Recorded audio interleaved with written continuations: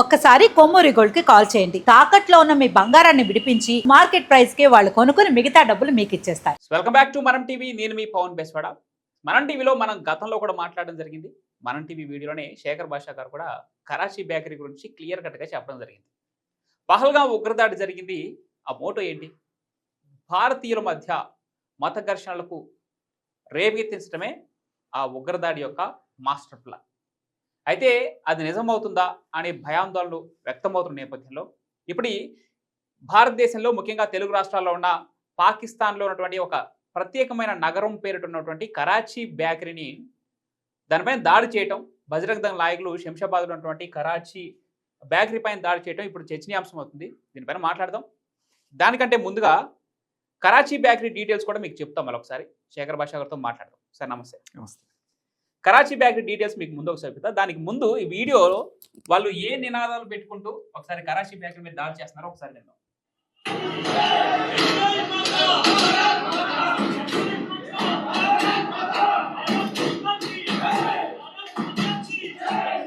విన్నారు కదా, భారత్ మాతాకి జై అంటూ కరాచీ బేకరీ మీద దాడి చేసినటువంటి శంషాబాద్ ఏరియాలో బజరంగ్ దళ్ నాయకులు. ఇక్కడ మీరు భారత్ మాతాకి అని నినదిస్తే మేము దాన్ని ఖండించట్లేదు, కానీ మీరు కరాచీ బేకరీ పైన చేసినటువంటి దాడిని మాత్రమే మనం టీవీ ఖండిస్తా ఉంది. మేము మాట్లాడదాం. సార్ ఎలా చూడాలి ఏంటి? అంటే అదే కరాచీ మీద దాడి చేయండి, కరాచీ పాకిస్తాన్ వాడు ఆయుధ పట్టు అనుకుంటే వీళ్ళు కరాచీ బేకరీ మీద దాడి చేసి ఏమిట్రా నువ్వు ప్రూవ్ చేసేది? దమ్ముంటే కరాచీ మీద దాడి చేయండి. కరాచీ బేకరీ మీద ఇది యాక్చువల్ వైజాగ్ లో స్టార్ట్ అయింది, ఇప్పుడు మన హైదరాబాద్ కూడా పాకింది మెల్లగా.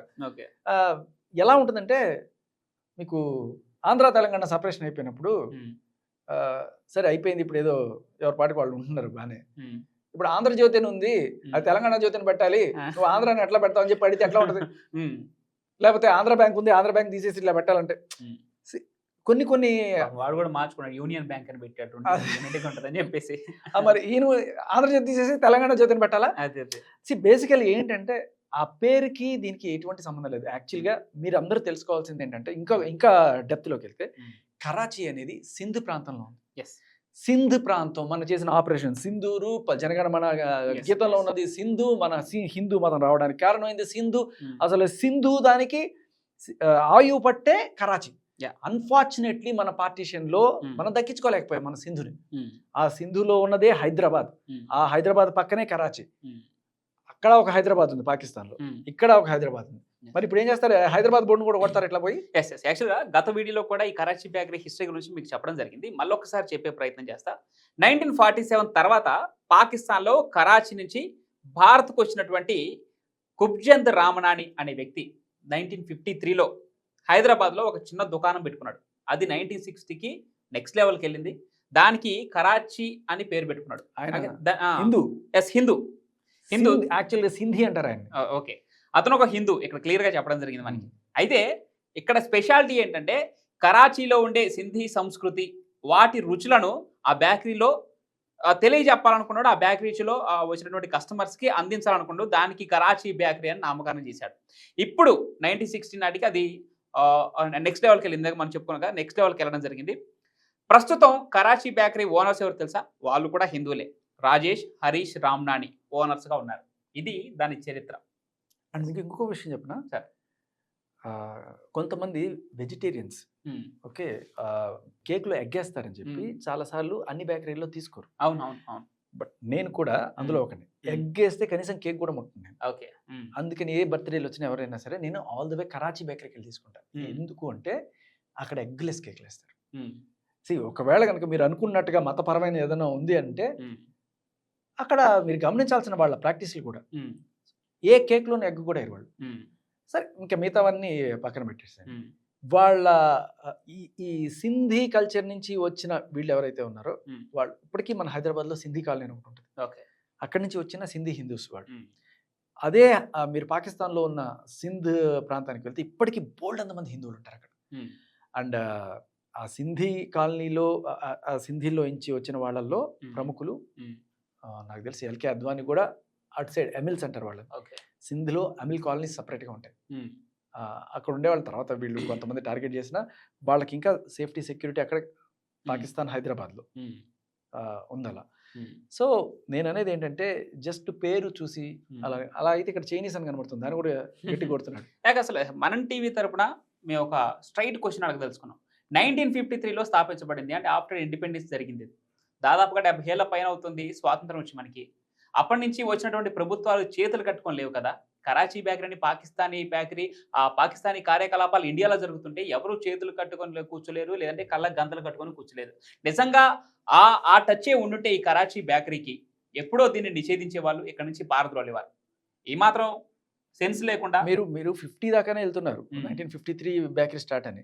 అసలు కరాచీ అనే పేరు రావడానికి కారణం ఆ సింధీ కల్చర్, ఇవన్నీ కూడా. దానికన్నా ముందుకెళ్తే కొల్లాచి మాత అనే ఆవిడే గుజరాతీ, ఇప్పుడు మనకి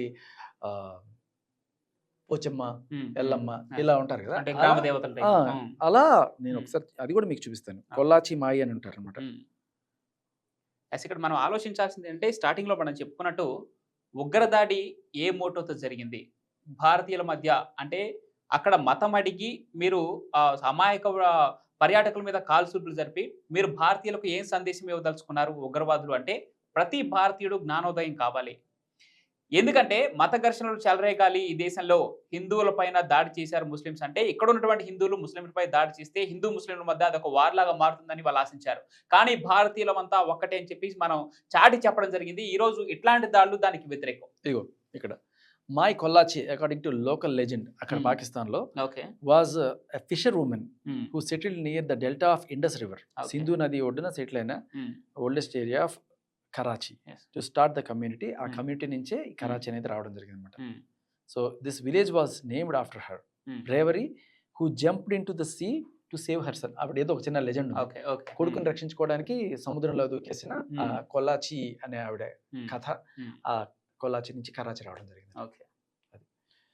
సో కరాచీ బేకరీ పైన ఈ చేసినటువంటి దాన్ని ఎవరు సమర్థించట్లేదు, ప్రతి ఒక్కరు ఖండిస్తున్నారు. పెద్ద పెద్ద నిపుణులు, పెద్ద పెద్ద విశ్లేషకులు కూడా ఈ రోజు కరాచీ బేకరీ పైన ఈ భారత్ పాకిస్తాన్ మధ్య నెలకొన్నటువంటి ఉద్రిక్తత పరిస్థితుల నేపథ్యంలో ప్రతి ఒక్కరు దీన్ని ఖండిస్తున్నారు. మనం ఖండించడం ఇంకొకటి చాలా ఇంపార్టెంట్. ఇటువంటివి మన ఇంటర్నేషనల్ మ్యాగజైన్స్ లో కానీ ఇంటర్నేషనల్ స్టేషన్స్ లో కానీ చూపించి, చూడండి ఇండియా ఎంత హిందుత్వ దేశము, ఇక్కడ హిందుత్వ టెర్రరిజమే జరుగుతుంది, ఎంత ఉన్మాదం జరుగుతుంది అని చెప్పి మనల్ని ఒక బూచిగా చూపించే ప్రయత్నం కూడా జరుగుతుంది. ఎవరో ఇటువంటి వాళ్ళు చేసే పని వల్ల దేశానికి కూడా చెడ్డ పేరు.